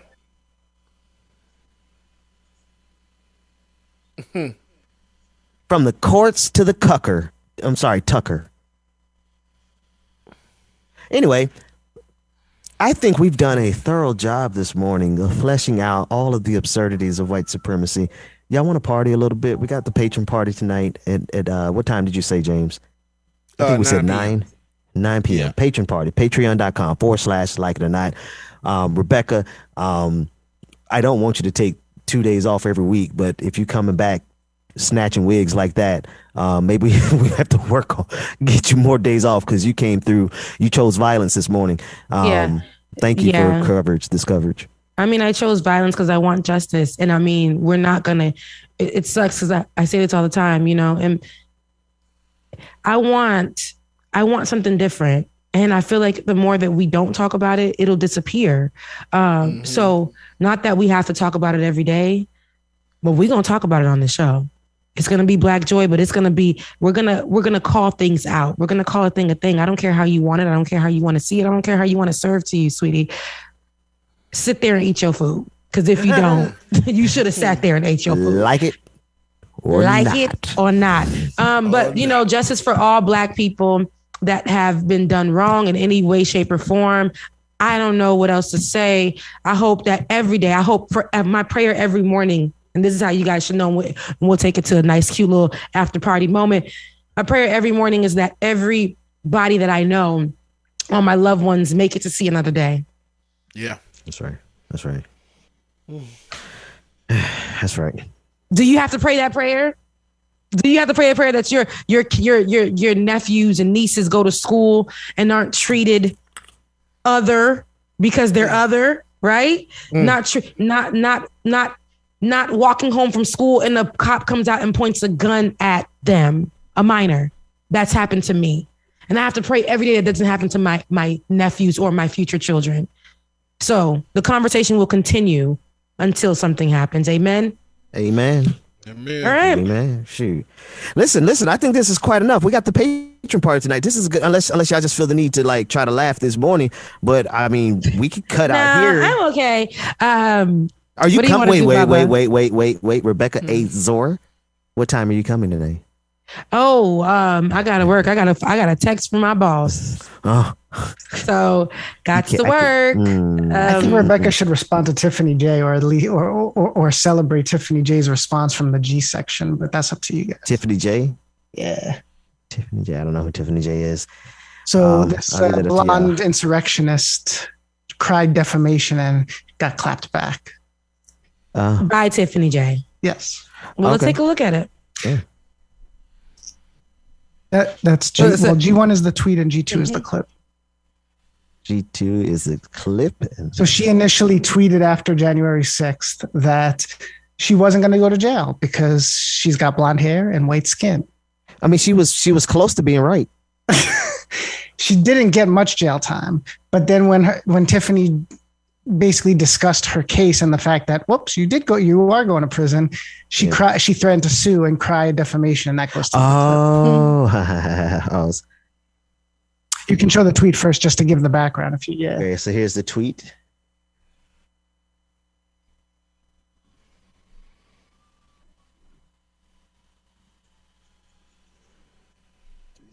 So this is her tweeting in March about she's special and she's not going to see any repercussions. Okay, definitely not going.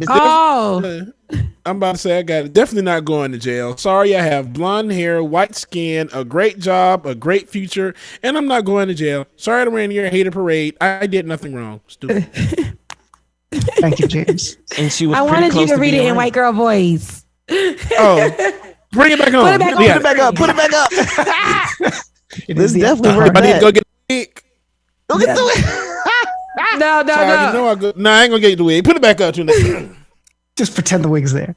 Definitely not going to jail. Sorry, I have blonde hair, white skin, a great job, a great future, and I'm not going to jail. Sorry to rain on your hater parade. I did nothing wrong. I want to speak to your man. That was everything. That's exactly what she looks like. She sounds like. And I did hear about this story. And so, what was what happened next, David? So shout out to Infinite Content, our self-labeled assistant producer on Twitter. Right. We appreciate it. He does drop all the great links. Tiffany J. Tiffany J. We've played clips of her in the past, just like laughing clips and hilarious stuff. But apparently, she had done a clip about this woman, Jenna Ryan, and Jenna Ryan didn't appreciate it. Well, this is what happened. Oh, players. Let me put my glasses on so I can see it. Okay, let me calm down. Players, guess who it is? It's Jenna Ryan. Jenna, I know you're not on here threatening to sue someone for defamation.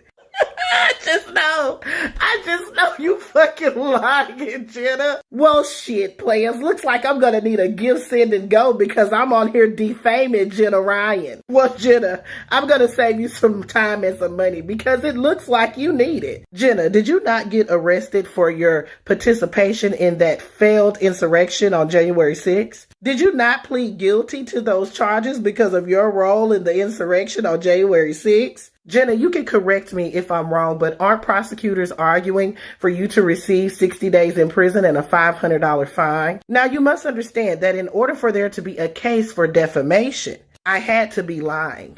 This is not defamation, sweetheart. And all of this information is available online.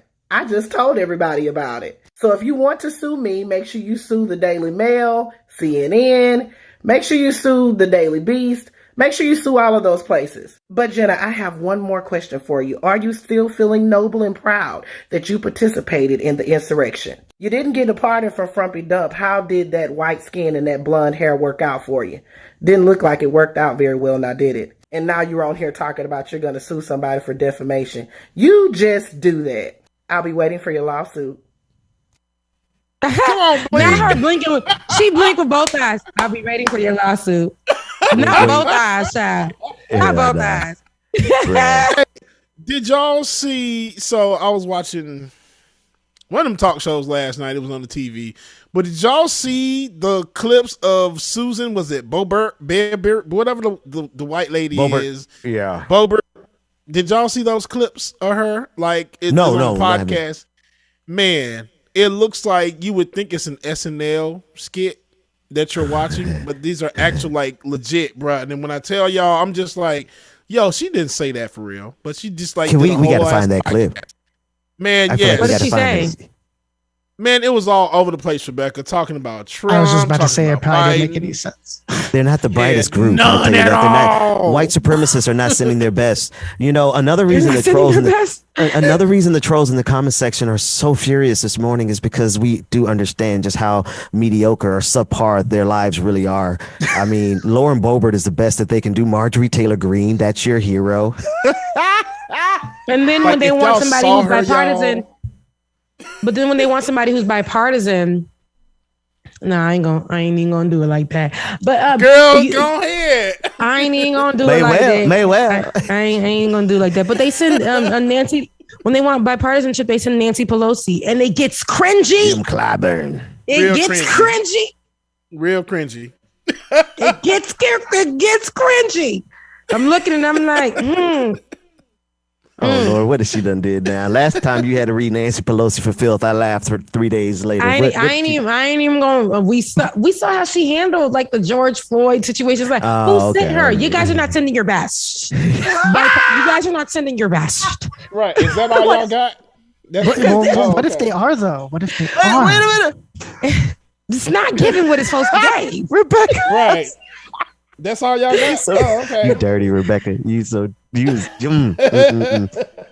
going to finesse our way right out of that one. But I see I'm going to move on. I told you I ain't even going to do it like that. You did say move on. We are equal opportunity readers for filth. It doesn't matter your political persuasion. Okay. What were you saying, James? Somebody was saying Oh, something. no, No, I I said got it, I think James mentioned SNL when he was mentioning Bobert. A420 Kitty Dragon on Twitch said Kimmel did a skit asking people on the street how SNL was doing, but what he was playing was clips of Bobert. Oh, Yeah, wow. it was that bad. Jesus And Christ.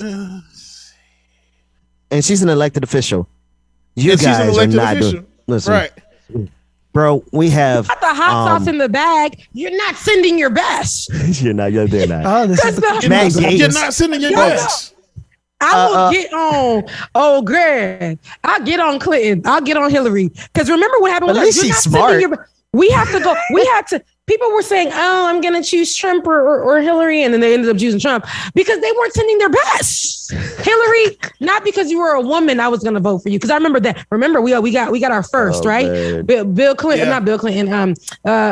President Barack Obama was ours. He was our black, and then to me, the white feminist groups had Hillary, right? And that was the closest things that we can get. Okay, as a woman and president, okay, whatever. That was a whole big thing, but you weren't sending your best because she was pulling hot sauce out of her bag.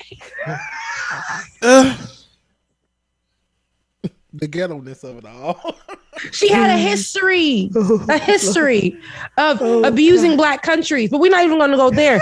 Let's take it a step further. You're not sending your best because remember, Joe, we did it, and she was saying that she likes Cardi B. Remember that? And she was remember moving that? like that. The last 10 You're not minutes be sending your the best. last 10 minutes be the best sometimes. You're not sending your best. You're not sending your best. You're not. Y'all sending Joe Manchin ass over here. Joe Manchin, Kirsten. Oh man, it's an epidemic of white mediocrity around us. What the hell is going on? People pulling up and getting recorded talking about they want to be gun-toting folks and got dirt strapped to the heels of their $5 Old Navy sandals, and you're not sending your best. You're not sending your best. White supremacy. Y'all got to do better. You got to do better. So today's download the clip. Oh man, you got the it. video. It's funny though. It's a little. It's just under 3 minutes, so we don't have to play the whole thing. If but- Lauren Boebert, if this was my representative, I'd be angry too. I'd be just as mad as the trolls. So let's run it. We need a full investigation into just how many puppies were eaten alive on Fauci's watch. What? I think it was a good skit. I told y'all. The hair, the voice was perfect. Yeah, almost real. Almost real, exactly. I want old Uncle Joe to have as much time at the beach as possible. In fact, my impeachment articles would totally free up his schedule. I mean, it's over the top, but that's what SNL's supposed to be. It's supposed to be a little, to make the point. I like the actress. She's really pretty. She actually looks familiar. I was trying to figure out who she was. How do you think Lauren Boebert would feel seeing that sketch? I think she would feel like it was too far and be offended by it. If you're a public figure, you kind of have to black people, just expect that type of stuff. But it wasn't tasteful. I delivered one of my children in the front seat of my truck because as a mom of 4, we got things to do. Ain't nobody got time for 2.5 months of maternity leave. Are you embarrassed to see Hollywood portray Nobody has time for maternity Congresswoman leave? this way? Yes, I am. Yes, I am. I'm very disappointed to see that's how they betray one. Oh, yes. That was obviously scripted by whatever directors did all that, but I feel like the real Lauren would actually be like a little upset about that. She has family, she has kids, she has other people who would have to see that. And it's embarrassing for her, it's embarrassing for the country to see. They did go too far. They did go too far with this. Now, what if I told you that this is really Lauren Boebert? Ah! Girl. It's true. Seriously? It wasn't comedy at all, right? Like she didn't mean it as a comedy. Oh, wow. Hallelujah. So she really said that. She really said that. Okay, that's interesting. That's obviously like a comedy skit, but White guy doesn't know what to say. He's interesting. No, that is crazy. Shit that she was saying. That is crazy. Yeah, man. So white supremacy is not that gave full SNL skit, but her saying that I had my 4 kids in the front of my truck. So all them damn kids, you a whole lot. You was in the hospital. You had a nurse. You had all of that to say that maternity leave ain't real. Girl, have a seat. Have a seat. 2, it was so believable that was an SNL sketch. But the fact that you could talk to people, black folks always going, why they got? We always trying to love on somebody. Why are we so patient with them? It ain't love on somebody. The lies though, you're not gonna catch them not knowing when they know they on a show. You think they're gonna be like, oh, I don't know who that is? No, it's gonna be like, no, yeah. It was real rude, and I don't think they should have did it. That skit was just terrible. That's just the way they do people. That's the way they do all of it. They went too far because you know how we know how to be. There goes that thing. She's a human being too. She's a human being. We're code switchers, and we know. Listen, they got me on the show. Kimmel, hold on, let me. Yeah. I act like I know what I'm talking about. Mm-hmm. Yeah. No, you're not gonna get. Yeah, she was wrong. She was. But I liked her on that one show. She looked familiar. What you about Snap to say? Gonna bring it to me because I don't even know who she is. I liked her on that show. Friends. She's the one for Friends. Friends. Thank you. There's so many white people on Friends. She got to be one of them. She was so good on Friends. She was the one that was helping them move the couch out the door that didn't fit. I know that episode. She was the one, the dingy one for Friends. No. Yeah, that's a. Tunde, what you was about to say, Tunde? Hey, look. So this is what never ceases to amaze me about the right is that she can get on there and do basically this SNL skit, and there'll be people on the right who look at that as like, oh yeah, she's saying what we like because she's owning the libs, right? Or she's owning the left, right? But there's no policy. She just argued that, I'm going to have my kid in the front seat of my car, then go on maternity leave. That's insane. Like there's no policy. There's nothing that they can do for the people. It's just, oh, hey, let me just speak to your hate. That's all they speak to. Let me up the ante a little bit. Let's skip a couple of steps. These savages are so far gone that they're throwing their children on the altar of COVID-19. Okay. They need to be, I would say locked up, but that doesn't work well for black people. So I'm going to take that out of my vernacular. But they certainly don't need to be in power because they're trying to get as many people killed as possible. And they laugh all the way to their graves. Ask Phil Valentine. I read his book. I thought he was a smart guy. Dumbass is dead now. COVID-19. Oh my God. Benjamin Dixon. Damn. Benjamin P. Dixon. Escalated really quickly. How we do that around here? Oh man. Sweet home. That's how they're committed to death. No, let's be real. I have his book. They're not only dying themselves, they're killing them. I just want to speak to the levels to what Tunde's comment was.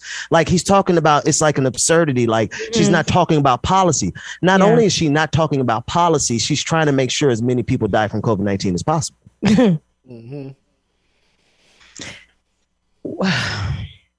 I'm sorry, guys. I'm trying to push us closer to the day where we can specifically wish COVID on one person, like by name. We're not there yet, but I'm trying to move the Overton window there. And y'all, this chick has. I can't believe that she has a real podcast that she does. I'm just looking through her little. No, she's a congresswoman. Tammy, bro. She's a congresswoman. That's who it is. She reminds me of Tammy. What was her name? Lorenza. Is it Tammy Lauren? Tammy Lauren. Topanga. Hey, is that don't you the blonde hair one, from right? Boy Meets World? Don't you? Yeah, no, she's fine. She a baddie. Pull up Tamanani. But she's a brunette Tamanani. Yeah. Tommy Lauren. But this woman is seated, and if Tommy was Tommy in today's day and age, about 2 years ago, Tommy would be seated too. If she was running for something about 2 years ago. For sure. Tommy ran so that Lauren could walk. Somebody said it best. Lauren Boebert looks like Tina Fey. Oh, Tina Fey and the Tina other Fey? chick. Don't bring Tina Fey into this. Being SNL, yeah, right? the other chick. They're both beautiful though. They're both beautiful, though. I will say what's the person that ran for president? Sarah Palin. Sarah Palin. There we go. She looks like a mix of Tina Fey and Sarah Palin head ass. You got it. Whoever said about as smart as Sarah Palin. They have a combined IQ of between the two of them. Looks like Sarah Palin. Wait, pull her back on the screen, bro. We got to know who we're talking about. And let me say this: Sarah Palin is not. Sarah Palin's a beautiful woman as well, and so is this. Lauren she's also girl. Dumb. She's also beautiful. Dumb as well. But yes, but that's the thing. You guys could be here, and what people were able to say about her is beautiful gowns. Beautiful. Oh my God. We can't say nothing else. This does look like a sketch. This does look like Tina Fey is playing Sarah Palin. Like Bring Tina Fey back so that she can play Lauren Boebert because she's gonna be killing it. Promise you that. Hey, no, you gotta play the first 5 seconds where she says we gotta investigate the puppy situation. This is Tina Fey playing Sarah Palin. How many puppies were eaten playing Lauren Boebert. Jesus we need a full investigation into just how many puppies were eaten alive on Fauci's watch. Brother! This is a congressperson. She needs to be one of the mean girls. She's like one of the I can't go out tonight. I'm sick. Which one is fetch? No, but the mean girls though. The mean girls knew how to step out. The mean girls knew how to step out. The mean girls were strategic. You know what? Yeah. Bubba, you might be onto something. Because this heifer she might be strategic. This might be her strategy that Tommy was going with as well. Tommy had to play the dumb blonde. I do not think that she was really a dumb blonde. She had to play the dumb blonde, the one that was all about the right. And then, she played that sexy country girl at the same time, which got her coins, but also got her onto Fox, right? And then kicked off of Fox. And then she was doing actually what I'm doing now, sitting in the house.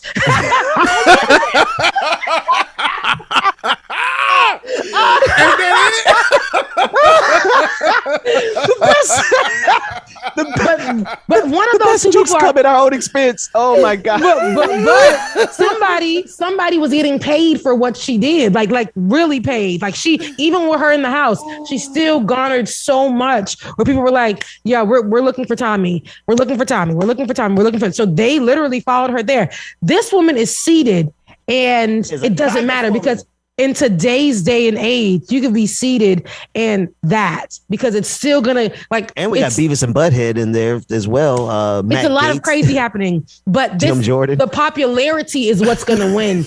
Your popularity on social media, your capabilities of being on the TikToks as a 34-year-old congresswoman, is she or whatever your capabilities as such. She's 34 years old. I mean, she's a beautiful girl. She looks young, but she doesn't. I mean, usually white supremacy make you look like Boba Fett or something. Raisins. Raisins in the sun. Raisins in the sun. Kelly McEnany. Not Kelly McEnany. Yeah, go ahead. What you got? A comparison and contrasting. Here we go. My favorite part of class. Juxtaposition. So here we have Lauren Boebert or whatever her name is. And then hold on. Let's see what you got. It's going to be uncanny. All right. Oh Jesus! It's perfect. Wow! Shit! It's 3 generations. Wait, is that Tina? Tina Fey. Yes. And then Sarah Palin. Oh my gosh! And then Lauren. It's like both of them had a baby together. Oh my God! It's like 3 generations. It's like the young one, the oldest maybe. Yeah. Okay. Well, Sarah Palin is giving older than Tina Fey in that one. I'm not gonna lie. Lauren Boebert looked like she could be damn near in college still. Like white supremacy has not aged her yet. She's 34 years old. And just all of this together is a joke. It's crazy. Tina Fey, come back. Give her about 6 months. And give her about 6 more months of this pure white supremacy that she's snorting right now. She's like taking the uncut strain of white supremacy right now. She'll look like the Crypt Keeper by midterm elections. Yeah, I don't know because I think you come out the gate looking that way. There were a few that came out the gate looking that way. What's that lady who we're not going to even say Trump? it. Now, we're not going to say. I wasn't going to go there, but that's who came to mind. It's a Kelly something, right? Yeah. Kellyanne Conway. My God, today. And I feel like Kellyanne Conway used to give. I feel like Kellyanne Conway used to give Baywatch vibes back in the day. But working for would do that to these, working for evil people will take away your soul. You become unattractive. You become like all of the above. They used to say money keeps you looking fly. Not all that. So not all money is good money. So I'm gonna give. We're gonna put Lauren Boebert on the clock. How long before you think she decays into Kellyanne Conway levels of white supremacy skin decay? I feel like they're starting to defy it, though. You know. They're drinking the baby blood. Then that's what's going on. Yes, I feel like that's starting to defy it. Look at a question mark after that, by the way, folks. Yeah. I feel like they're starting to defy it right now. Can I make a correction while it's on my mind? I know it's completely out of left field. The other day when we were covering the story of the Astro World, and we the three of us, or at least I did for sure. I don't know if y'all did. I repeated what the police officer said about the security guard getting injected in the neck. Yes. Turns out that was a lie, and y'all, I should have known better because I don't ever trust the police. What made me think I could trust the police in that moment? Let me make a correction for you though. It didn't happen. The guy didn't get injected with anything. Yes, we were reporting what you didn't make a lie. You didn't say a lie. Yeah. That's what was told to the police officer by someone who was there. Now, I'm saying police officers. When the police give us reports, right, our instinct should be to not trust it. I can't always agree with that though, because in that particular moment we had to get some kind of news and it had to come from the police. Unfortunately, somebody who was there that the police did trust for information, right? Who was working there, who was supposed to give them, hey, this is what was going on, said that he was stuck in the neck by something with drugs, like they were sticking people in the neck. So he said that's the news that he was given. Now he came out and corrected it, and he was kind of upset. It looked like he wanted to grab the man who said that to come get your line behind up here. He's a black man too. He looked like he had some strength. Like he was like you mother. He's like, wait. Okay, so is a black officer trusting a white man telling him something? See, listen. So, and it was supposed to be an official who was working there. So now to hear that from the official that's supposed to be taking care of what was going on, to make that claim and then turn around and say it was a lie, it also put in people's minds there could have been something, because so much news is coming out against the whole Astro World, Travis Scott, everyone involved, that maybe this person could have changed their story as well.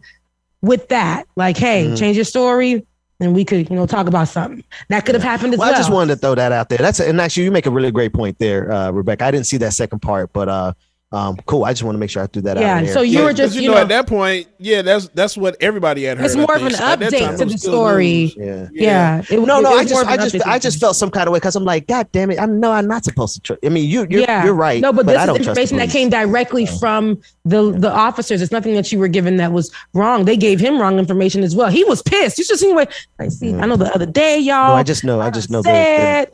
And this and that and da. But yeah, it started a lot of conversation too. So I think it's more Rebecca, about. We must really miss you because we're staying into overtime with you now. I think it's more about the power part of the people that Travis Scott. That it's more about power that the people like Travis Scott and his legal team and things like that have, who could have spoken to people who have already made statements and could have offered up something, whatever. And that's just my opinion on that situation. And so So that's just that. Patron party tonight, 9 p.m. Eastern Standard Time, patreon.com/like it or not. Or if you are a patron of the Benjamin Dixon Show, you know where to get access to Twitch. If you're a Twitch subscriber, you know where to be in the place. Rebecca Zora is going to be there. James, it's in your hands, man. Yep. It's Friday, guys. I hope that you enjoy. I'm out of here. What? Oh, are you making a joke? No, she said. He said Rebecca will be there. He's like, Rebecca's not going to be there tonight. Oh, thank you, sweetie. Thank you for clarifying for me. I will not be at the patron party tonight, but if you are there, make sure you come ready to tip your DJ, tip your host. It's going to be a nice night tonight. I see. I'm gonna have to write that in. Party. Make sure you pull up with your friends, your boyfriends, your friends, your boo thing, your food bay, all of that, because it's going down tonight, 8:00 at the patron party. And Rebecca Zora is going to be there with flying colors. I'm not. I love you. Love you, Rebecca. Have fun. I'm definitely not. James. As long as James is there, we got a party. See you there tonight, bro. Yeah, ain't got no choice, do it. All right, y'all. Love y'all. before y'all get yeah, there we go. Before we get out of here today, make sure y'all affirmations for today. First of all, thank y'all for joining. We'll see y'all tonight, 9 p.m. Patreon.com/liking or not. So make sure that y'all come join in. Bring y'all guys to the party, man. Hey, y'all have a great day. Thank y'all everything for a great week. Love y'all. We mean it. And lastly, affirmation for the day. I am only speaking kind words to myself today. I am only speaking kind words to myself today.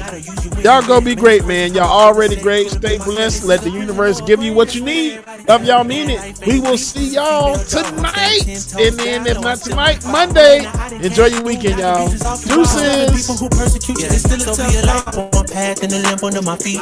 I know my faith strong, but my flesh still kind of weak. When that victory be looking like the verge of defeat, and I feel like disrespect, help me turn my other cheek and say sticks and stones may break my bone, but your words can't hurt